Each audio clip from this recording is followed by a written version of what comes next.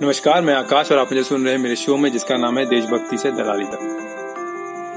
आपके हाथ से कोई चीज गिरती है, वो टूट जाती है, पैसों का नुकसान होता है। आप किसी से मिलने जाते हो, वो घर पे नहीं होता, समय का नुकसान होता है। पर जब आप गलत दवा खा लेते हो या फिर गलत मेडिसिन ले लेते हो तो बाकी नुकसान झेलने के लिए शायद आप दुनिया में भी ना हो। मैं यहाँ पे पार्ट टाइम बाबा और full time businessman Baba Ramdev ji की बात कर रहा हूँ, जिनको अभी भी 2 दिनों पहले मद्रास हाई कोर्ट ने दूसरे के ट्रेडमार्क का इस्तेमाल करने पर, या फिर जिसे हम ट्रेडमार्क इन्फ्रिंजमेंट भी कहते हैं, जिसका नाम कोरोनिल है, उसके इस्तेमाल करने का दोषी पाया और 10 लाख रुपए की कॉस्ट लगा दी।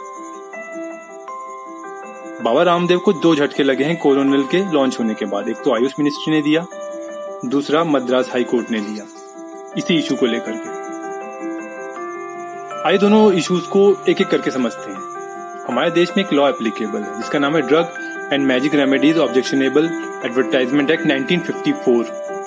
इसका पर्पस था कि कोई भी सेल्फ मेडिकेशन, सेल्फ ट्रीटमेंट या काउंटर मेडिसिन के झांसे में ना आए। आप खुद दवा मत लो, प्रिस्क्रिप्शन लो, आप किसी और को रिकमेंड मत करो। ये इसका बेसिक पर्पस था। According to this law in which section 3 says कि कोई भी डायग्नोसिस, कोई भी क्योर, कोई भी ट्रीटमेंट किसी मंत्र, कवच, मेडिसिन द्वारा मिराकुलस पावर का अगर क्लेम करती हैं तो वो लॉ में स्ट्रिक्टली प्रोहिबिटेड हैं। आप ट्रेन से ट्रेवल करते हो, बस से ट्रेवल करते हो, आपने देखा होगा लिखा रहता है कि निसंतान संतान पाएं, पुत्र की प्राप्ति करें, या फिर कोई भी सेक्सुअल डिजीजेस को ठीक करने का दावा करते हैं। और ये सारी चीजें इस एक्ट के अंदर आती हैं। सेक्शन 4 इनके बारे में बात करता है। इसमें 6 महीने की इम्प्रिजमेंट भी है अगर क्राइम एक बार होता है। वही क्राइम बार बार एक बंदा करता है तो उसके जो इम्प्रिजमेंट है वो बढ़ते जाती है। आयुष मिनिस्ट्री ने इस इशू को सीरियसली लिया और उत्तराखंड सरकार की स्टेट लाइसेंसिंग अथॉरिटी से लाइसेंस की मांग करी। अप्रूव प्रोडक्ट की लिस्ट मांगी, हॉस्पिटल जहां पे ये ट्रायल चला था, क्लिनिकल ट्रायल चला था, उसकी लिस्ट मांगी, क्या प्रोटोकॉल हुए उन क्लिनिकल ट्रायल्स में वो मांगी, सैंपल साइज क्या था, एथिक्स कमिटी की जो क्लियरेंस थी वो थी कि नहीं, रेगुलेटरी डाटा और रिजल्ट भी मांगा। इसके बाद ये सामने आया कि जिन 100 लोगों पे ये हुआ था क्लिनिकल ट्रायल और रिसर्च, वो सारे के सारे माइल्ड सिम्टम वाले थे जो खुद ठीक हो सकते थे क्वारंटीन में जाकर। बाबा रामदेव की जो दवा है वो इम्यूनिटी बूस्टर हो सकती है, बिल्कुल हो सकती है, पर एलोपैथी के लिए साइंटिफिक रिसर्च करनी होती है जो दुनिया के साइंटिस्ट कर रहे हैं, जो अलग अलग फेज में होती है। इस बात को आचार्य बालाकृष्णन ने माना और कहा कि हाँ, दवा कोरोना को ठीक नहीं कर सकती, जिसके बाद ये इशू मार्केट से बिल्कुल ही गायब हो गया।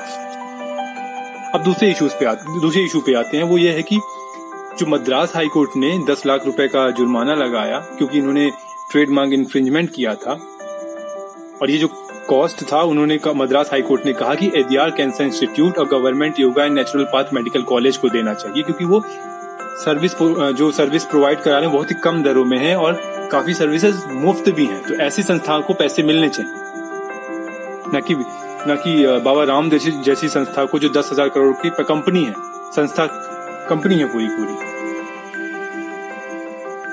हाई कोर्ट ने एक बात कही थी जो मैं वर्बैटिम आपको बताऊंगा, शब्द बाय शब्द जिसे कहते हैं, कि the defendant repeatedly projected that they are 10,000 crore company, however they are still chasing the profit by exploiting the fear and panic among general public by projecting a cure for coronavirus, while actually their coronal tablet is not a cure but rather a immunity booster for cough, cold and fever. इसका हिंदी में मतलब ये है कि 10,000 जो करोड़ की company होने के बावजूद भी ये फायदे के लालच में आकर दूसरों के डर और भय का इस्तेमाल कर रहे हैं। दूसरे मतलब जनता, आपका, दूसरों के डर और भय का इस्तेमाल कर रहे हैं। और ये दवा प्रतिरोधक क्षमता बढ़ाने वाली है, ना कि वायरस को ठीक करने वाली।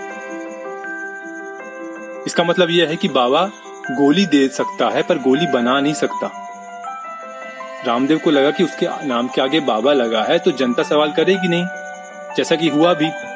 पर कोर्ट ना तो बाबा देखता है और ना ही दादी देखता है, वो लॉ देखता है, वो प्रेसिडेंट देखता है, और वो इशू क्या है उस पूरे केस का वो देखता है। आप मुझे सुन रहे थे मेरे शो में जिसका नाम है देशभक्ति से दलाली तक। जय हिंद, जय भारत।